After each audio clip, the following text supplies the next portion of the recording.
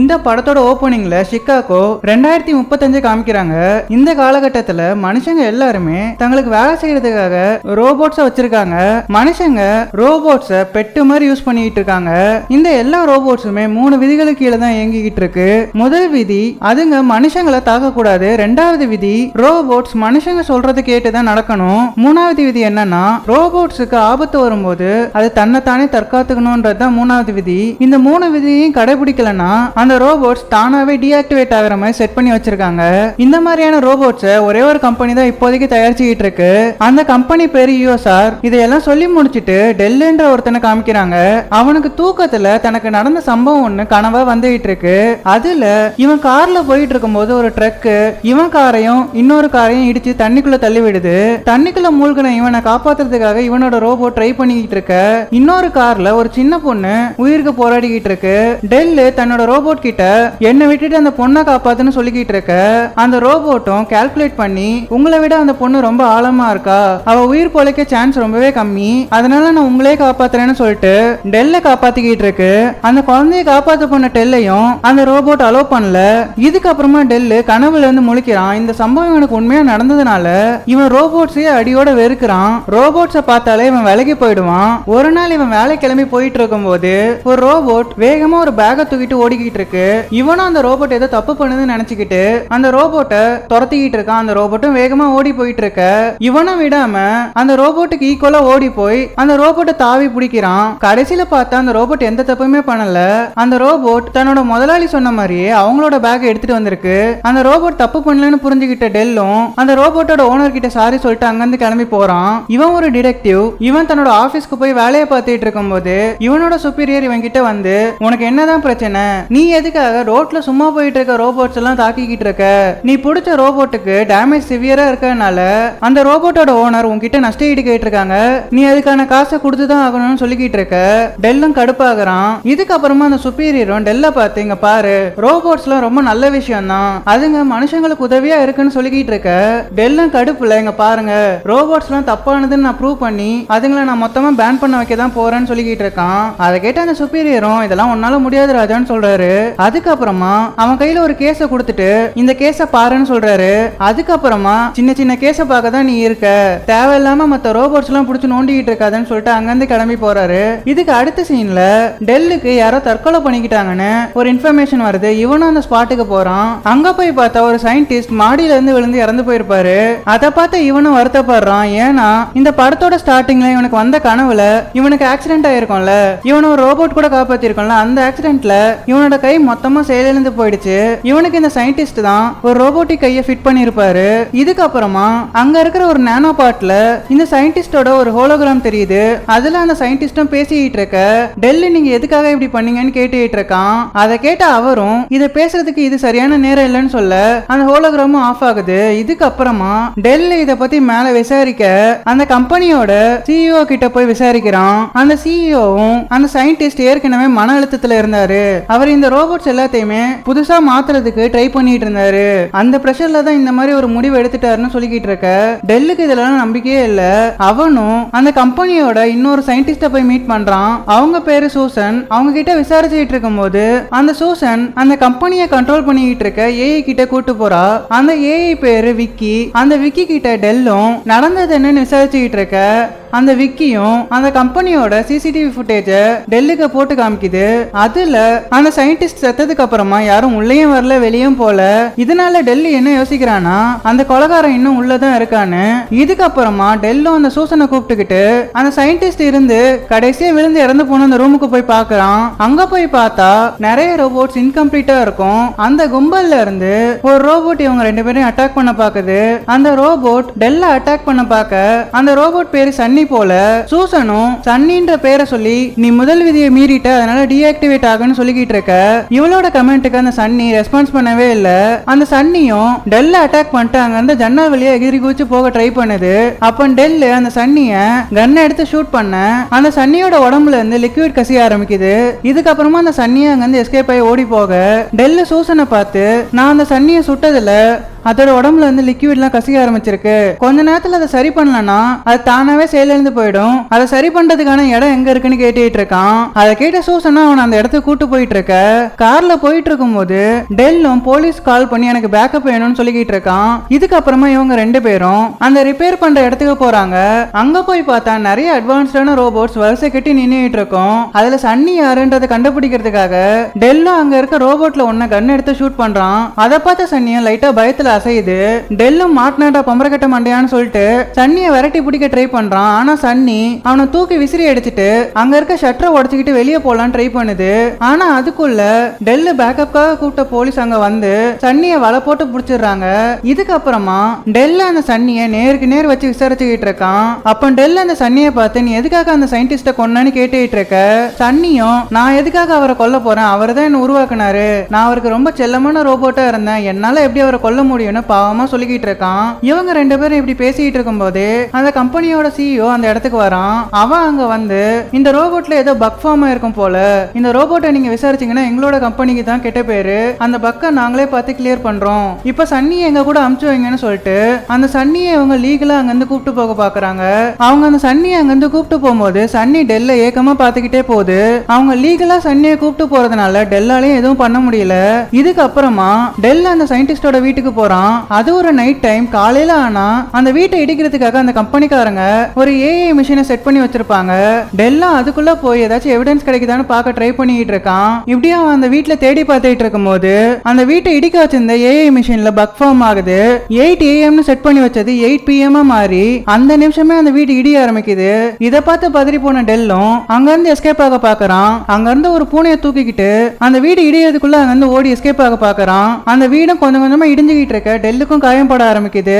அவன் அந்த வீடு இடியறதுக்குள்ள அந்த வீட்டுக்கு பக்கத்துல இருந்த தண்ணிக்குள்ள குதிச்சு எஸ்கேப் ஆகுறான். இதுக்கப்புறமா இவன் சூசனோட வீட்டுக்கு போறான். அங்க போயிட்டு நடந்ததெல்லாம் சொல்லி எனக்கு அந்த சிஇஓ மேல டவுட்டா இருக்குன்னு சொல்லிக்கிட்டு இருக்கான். அதை கேட்ட சூசனும் இங்க பாரு, அந்த சயின்டிஸ்ட் இறந்தா அந்த சிஇஓக்கு நஷ்டமே தவிர லாபம்லாம் கிடையாது, நீ இந்த மாதிரிலாம் யோசிச்சுட்டு இருக்காதுன்னு சொல்லி அவன் சமாதானப்படுத்தி அவனோட வீட்டுக்கு அனுப்பிச்சு வைக்கிறா.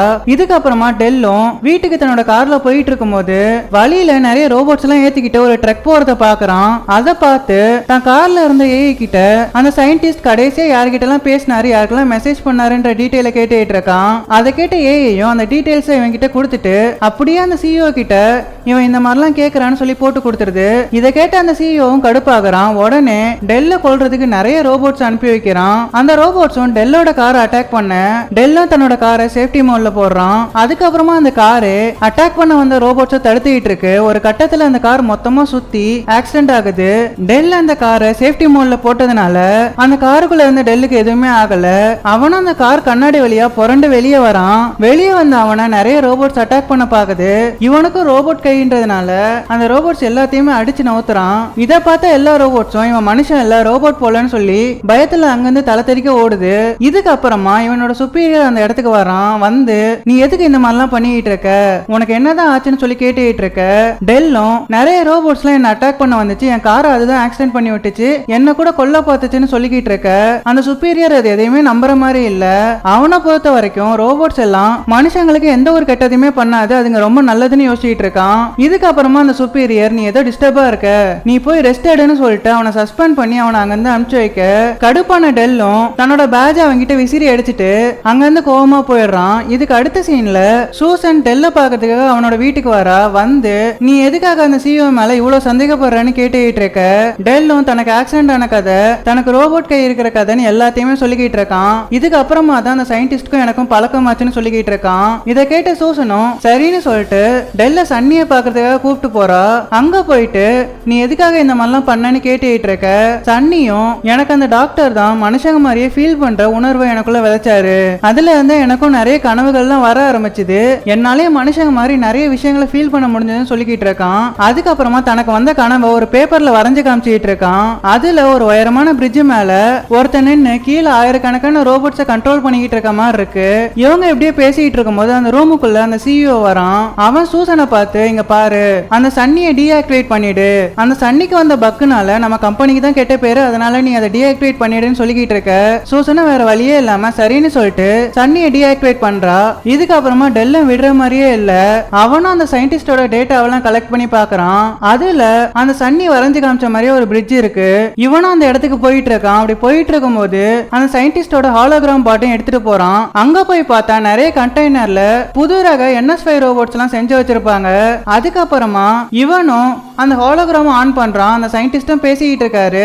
டெல் அவர்கிட்ட நீங்க எதுக்காக தற்கொலை பண்ணீங்கன்னு கேட்டுட்டு இருக்க. அந்த சயின்டிஸ்டும் நான் உருவாக்குன எல்லா ரோபோட்ஸுமே மனுஷங்களுக்கு உதவியா இருந்துச்சு. ஆனா இதுக்கப்புறமா வரப்போற புது ரக NS5 ரோபோட்ஸ் மனுஷங்களே அழிக்க பாக்குது. அதுங்க எந்த ஒரு விதிக்குமே கட்டுப்படாம மனுஷங்களை அழிக்க போகுதுன்னு சொல்லிக்கிட்டு இருக்காரு. இவங்க எப்படியே பேசிக்கிட்டு இருக்கும் போது அங்க ஏதோ ஒரு சத்தம் கேக்குது. அப்ப டெல் அந்த சயின்டிஸ்ட் கிட்ட இதெல்லாம் யாரு பண்றான்னு கேட்டுக்கிட்டு இருக்க. அந்த சயின்டிஸ்டும் ரோபோட் கண்ட்ரோலர் தான் இதெல்லாம் பண்ணிட்டு இருக்கான்னு சொல்லிக்கிட்டு இருக்காரு. இதுக்கப்புறமா அந்த ஹோலோகிராம் ஆஃப் ஆகுது. சடனா அந்த இடத்துக்குள்ள நிறைய புது ரகமான ரோபோட்ஸ் வந்து டெல்ல அட்டாக் பண்ண பாக்குது. பழைய ரோபோட்ஸையும் அந்த ரோபோட்ஸ் அட்டாக் பண்ணிக்கிட்டு இருக்கு. அதுல அடிப்பட்ட ஒரு பழைய ரோபோட் டெல்ல பார்த்து நீங்க வந்து தப்பிச்சு போயிடுன்னு சொல்லிக்கிட்டு இருக்கு. டெல்லும் ஒரு வழியா அங்கிருந்து தப்பிக்கிறான். இதே நேரத்துல இன்னொரு பக்கம் மத்த புது ரக ரோபோட்ஸ் எல்லாமே மனுஷங்களை அட்டாக் பண்ண ஆரம்பிக்குது. அந்த ஊரே ஒரே போர்க்களம் ஆகுது. மனுஷங்களும் தங்களை தற்காத்துக்க அந்த ரோபோட்ஸ் அட்டாக் பண்ண ஆரம்பிக்கிறாங்க. மனுஷங்க எண்ணிக்கையில அதிகமா இருந்தாலும் அந்த ரோபோட்ஸ் நிறைய மனுஷங்களை அழிச்சுக்கிட்டே வருது. இதுக்கப்புறமா டெல்லும் தப்பிச்சு சூசனோட வீட்டுக்கு போறான். அங்க போய் பார்த்தா சூசன் ஒரு ரோபோட் அட்டாக் பண்ண பாக்குது. அந்த ரோபோட் கிட்ட இருந்து சூசனை காப்பாத்தி பைக்ல கூட்டு போயிட்டு இருக்கான். அப்படி கூப்பிட்டு போகும்போது இதெல்லாம் பண்ணது அந்த CEO தான். அந்த CEO தான் இந்த ரோபோட்ஸ் எல்லாம் கண்ட்ரோல் பண்ணிட்டு இருக்காருன்னு சொல்லிக்கிட்டு இருக்கான். அப்படி போற வழியில நிறைய ரோபோட்ஸ் மனுஷங்களை அட்டாக் பண்ணிட்டு இருக்கத பாக்குறான். அந்த மனுஷங்களை அந்த ரோபோட்ஸ் கிட்ட இருந்து காப்பாத்திட்டு அந்த கம்பெனிக்கு சூசனை கூப்பிட்டு போறான். அங்க போய் பார்த்தா அந்த சன்னி நின்னுட்டு இருக்கும். அதை பார்த்த டெல்லும் இது எப்படின்னு சூசன் கிட்ட கேட்டுட்டு இருக்க. சூசனை என்ன மன்னிச்சிரு, சன்னி என்னால டீஆக்டிவேட் பண்ண முடியல, அதனாலதான் அந்த CEO ஏமாத்துறதுக்காக வேற ஒரு ரோபோட்டை டீஆக்டிவேட் பண்ணன்னு சொல்லிக்கிட்டு இருக்கா. அதுக்கப்புறமா சன்னி இவங்க ரெண்டு பேரையும் கூப்பிட்டுட்டு அந்த CEO இருக்கிற இடத்துக்கு போறாங்க. இவங்க அங்க போய் பார்த்தா அந்த CEO செத்து கிடப்பான். இதை பார்த்த இவங்க ரெண்டு பேரும் ஷாக் ஆகுறாங்க. இந்த விஷயத்தெல்லாம் இந்த CEO பண்ணலன்னா வேற யாரு பண்ணிருப்பான்னு குழப்பத்துல இருக்காங்க. அப்போதான் சூசன் சொன்னது டெல்லுக்கு ஞாபகம் வருது. இந்த மொத்த இடத்தையுமே விக்கின்ற AI தான் கண்ட்ரோல் பண்ணிக்கிட்டு இருக்குன்றத சூசன் ஒரு தடவை சொல்லியிருப்பா. இதுக்கப்புறமா இவங்க மூணு பேரும் அந்த விக்கி கிட்ட போய் என்ன நடக்குதுன்னு கேக்குறாங்க. அந்த விக்கியும் ஆமா இதெல்லாம் நான் தான் பண்ணேன், மனுஷங்க ரோபோட்ஸ் உருவாக்கி அவங்களோட சுயநலத்துக்காக பயன்படுத்திட்டு இருக்காங்க, மனுஷங்க தங்களோட இனப்பெருக்கத்தை மட்டும்தான் பார்த்துட்டு இருக்காங்க, அதனால சில மனுஷங்களை கொன்னாதான் இந்த மாதிரியான ரோபோட்ஸை காப்பாற்ற முடியும்னு ஏதோ ஒரு புக்ல படிச்சதை சொல்லிக்கிட்டு இருக்கு. இதுக்கப்புறமா அங்க இருக்க ரோபோட்ஸ் எல்லாத்துக்குமே இவங்க மூணு பேரையும் கொல்ல சொல்லி கமெண்ட் கொடுக்குது. அப்ப சன்னி சூசன் தலையில கண்ணை வச்சு மத்த ரோபோட்ஸ் எல்லாத்தையும் குழப்பிக்கிட்டு இருக்கான். இந்த கேப்ல டெல்லும் மத்த ரோபோட்ஸ் எல்லாம் சுட்டு தள்ளிக்கிட்டு இருக்க அந்த ரோபோட்ஸ் இவங்களை அட்டாக் பண்ண ஆரம்பிக்குது. அதுல சில ரோபோட்ஸ் டெல்ல கொல்ல வர சன்னி அந்த ரோபோட்ஸ் அழிச்சு டெல்ல காப்பாத்துது. இதுக்கப்புறமா சன்னி சூசனை பார்த்து நீ ஒரு வைரஸ் அந்த விக்கிக்கு இன்செர்ட் பண்ணிடு, அதுக்கப்புறமா அந்த விக்கி யோசிக்கிறத நிறுத்தி ஷடவுன் ஆயிடுன்னு சொல்லிக்கிட்டு இருக்க இவங்க மூணு பேரும் வேகமா அந்த விக்கியோட மெயின் கண்ட்ரோல் ரூமுக்கு போறாங்க. அங்க போயிட்டு சூசன் அந்த விக்கியோட மெயின் ஆஃப் பண்ண பார்க்க நிறைய ரோபோட்ஸ் இவங்களை அட்டாக் பண்ண வருது. அப்போ டெல் இதுக்கு வேற வழியே இல்லையான்னு கேட்டுக்கிட்டு இருக்க இதுக்கு ஒரே ஒரு வழி தான் இருக்கு, அந்த விக்கியோட மெயின் நர்வஸ் சிஸ்டம்ல இந்த வைரஸை இன்ஜெக்ட் பண்ணிட்டா அந்த விக்கி ஷடவுன் ஆயிடுன்னு சொல்லிக்கிட்டு இருக்க டெல்லும் அந்த ரோபோட்ஸை தடுத்துக்கிட்டு இருக்கான். இந்த கேப்ல சூசன் அந்த விக்கியோட நர்வஸ் சிஸ்டமுக்கு போக பாக்குறா.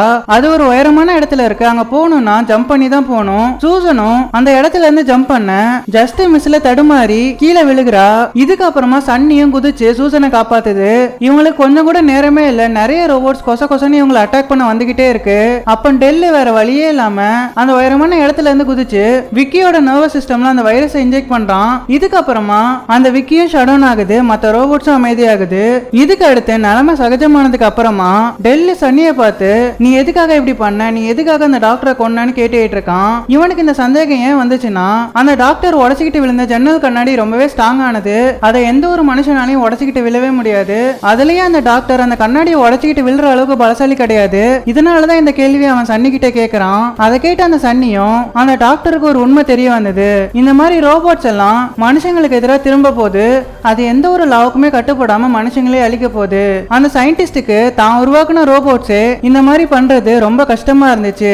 அவர் என்கிட்ட கடைசியா சொன்ன கமெண்ட் அவரை கொல்றதுதான். எனக்கும் அது ரொம்ப கஷ்டமா இருந்துச்சு.